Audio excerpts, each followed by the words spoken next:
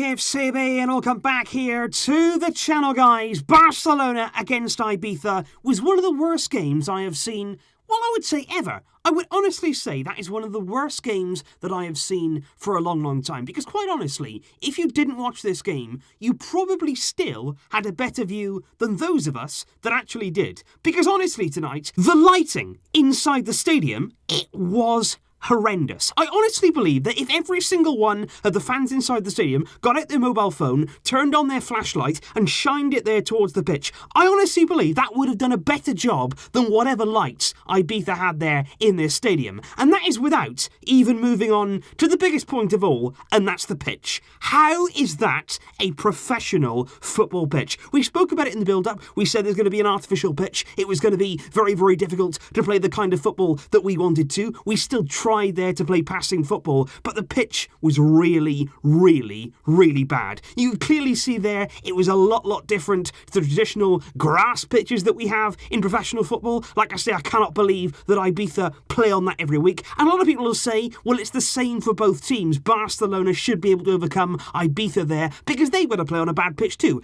And yeah, it is the same for both teams, but they're used to it. They are used to this kind of performance. They're used to playing at this kind of level. And quite clearly tonight, Barcelona never adjusted, and I am really surprised that we've actually here managed to get the win. But right now, I love Antoine Griezmann, and I love him because if he didn't score there in the final minute of the game, it would have gone to extra time, and if that would have happened, I would have been very sad. And I also understand there will be a number of people in the comments and right throughout this video who are not happy with Quique Setién. Maybe you weren't happy with the way that he set the team up, the personnel that he used, the performance, of course, that Barcelona put in, which was absolutely non-existent. And yep, you know what? That's absolutely fine. Everybody here is entitled to their opinion. But I would just like to say, for me, you cannot judge Quique Setién off that kind of performance in those kind of conditions. Never again are we going to play in this sort of stadium, in this sort of situation, not in La Liga, certainly there, not in the Champions League. This is not going to be the Barcelona that you see every week. This will very much, for me, be an anomaly. It won't be something that is certainly replicated. And I know Quique Setién tonight would have learned an awful lot from the players that were out there trying to play in these conditions. Because to be honest, I'm not looking so much tonight at the level of performance. Like I said in the build-up, I wouldn't be looking there for that ultimate total football. What I would be looking at, though, is the effort. Who tonight went out there,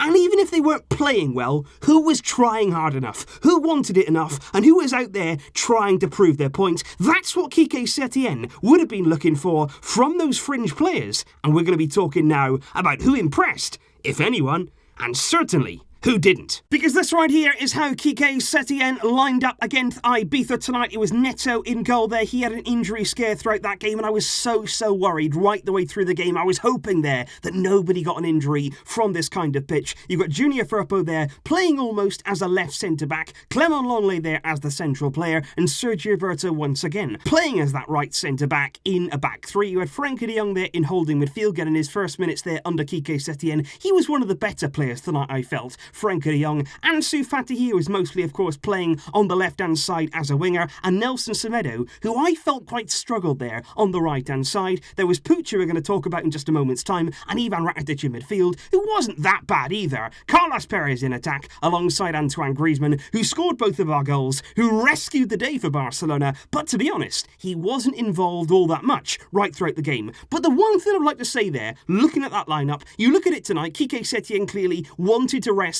Gerard, Piqué. He wanted to rest somebody there like Samuel Umtiti. It would have been too much of a risk there to play Umtiti in this kind of situation on this pitch. You would be risking a serious injury. So he thought, you know what, I've got to rest those two. And then you're looking at the squad. Araujo is suspended. Who else has he got? Who else there can you line up with at centre-back? And it brings me back to this Todibo decision. Why on earth did we think it was a good idea here to loan out Todibo? As if, yeah, you know what, we won't need him. We'll just loan him out. We won't miss him. Yes, we clearly will. And certainly here, I believe it's the decision that will come back to haunt us. We could have done with him tonight. I'm sure we could have done with him later on in the season too. And letting Todibo go, still, for me, Makes no sense. But I want to talk now about Riqui Puig, because again, many people in the comments, many people now believe that he's not ready to play for Barcelona. Tonight was a poor performance by his very high standards. Of course, he's an emerging young talent. We all want to see him do well, but a lot of people believe now that Riqui Puig is not ready to make that step up to the Barcelona first team after one bad game. What I would like to say on that is,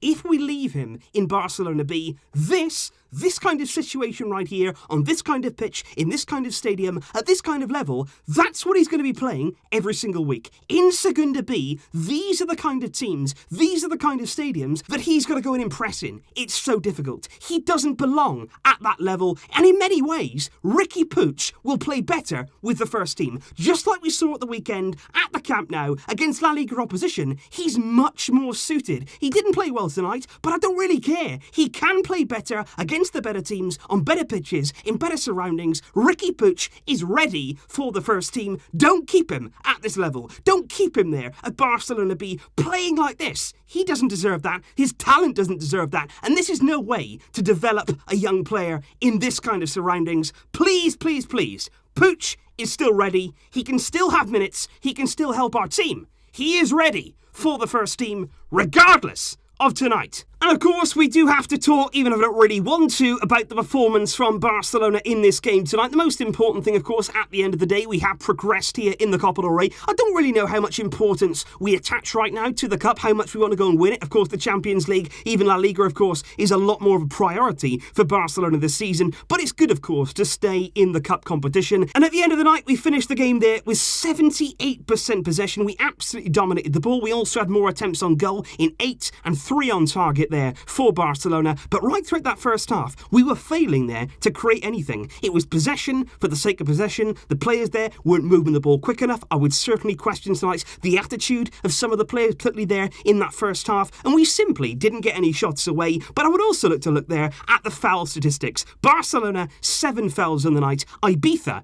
23. I think tonight they were very, very cynical. They were very physical with Barcelona. It didn't suit us whatsoever. They very much felt at home there in their own stadium. But at the end of the day, they have been knocked out. I'm happy about that. I'm happy that we've gone through. But Barcelona, for much of the game, much of this, they really struggled. It didn't happen tonight. I want to write off this performance. I want to go to Mestalla and try, basically, and forget this ever happened, because it wasn't good. A night to forget. However, there is a very, very important point actually to take from this game, and like I alluded to at the beginning of the video, Quique Setién will have been watching these players very, very closely, maybe not in terms of performance, not in terms of all the performance, but in terms of that attitude. And I'm just wondering tonight, you look there at players like Clement Longley, like Junior Firpo, Nelson Semedo, Ivan Rakitic, first team, established first team players who should be out there tonight thinking, right, clearly I'm in this team because I'm not right now the first choice of Quique Setién. Rakitic played on Sunday. There was no real reason for him to be involved in this game if he was going to play at the weekend, but no, Setién included him. Clement Longley, clearly right now, second choice to Samuel Umtiti. All of these players, they should be feeling right now like, yeah, we've got a new manager. I need to come in and show what I've got. Did I really see tonight that urgency from many of those guys? Like I said, I don't think Semedo covered himself in glory there. Sergio Roberto, for me, right now, is still the preferred choice of Quique Setién. And I just wonder there, a lot of those players who are out there tonight, were they out there thinking, you know what, I'm not happy that I'm having to play this game. I shouldn't be playing this game. I should be on the bench. I should be back in Barcelona. I don't deserve to be playing on this kind of pitch against Ibiza. And that kind of attitude, that's not going to sit well with Quique Setién. He will have learned a lot tonight from his players. He will have learned a lot by the attitudes there of the fringe players. And it's going to be very, very interesting to see now on the weekend, will we see any of these players playing there against Valencia? It's a big game. It's at Mestalla. And I honestly believe there, many of the team, of course, will be out. The likes of Griezmann will stay. Maybe Ansu Fati there will start. You look there at someone like Frenkie de Jong. He was only playing tonight to get minutes under his belt. But other than that, you look at that team there. Jordi Alba was brought on, had a big impact. Brilliant ball from Frenkie de Jong there to set up Griezmann's first goal. Griezmann, to be fair to him, wasn't involved a great deal, but the two chances came along and he buried them very, very well when we needed him to. Saturday for me really is going to be interesting. Setién tonight will have done some learning. He certainly would have learned a lot as well about himself, how he handled there at halftime. The dressing room will be very, very interesting. I would imagine there, Edis Sarabia would have been really getting into the players, saying basically, what are you doing? Because in that first half, the attitude, the will of the players, no matter what you can say there about the tactics, it was simply not there in terms of the players, in terms of effort, and that's not good enough. Not at Barcelona, not at any club. Setién will not tolerate that, and I'm sure for the rest of the week now, we are going to see more work on the training ground. It's been very, very bad weather right throughout this week in Barcelona. It's not been that easy to train, and certainly ahead of the weekend, we'll be hoping here to get back in better surroundings, on better pitches, better conditions, to prepare for the biggest game of the week. It's Valencia. That's our priority. It clearly was tonight too. We're going there on the weekend to try and make a statement, and I still believe we can make that happen. Please leave your thoughts on tonight's game, if you had the pleasure of watching it, in the comments down below. I'll be back, of course, soon, guys, with more videos. Might have a few transfer videos on the way for you guys. But until next time, as always, Visca El Barça.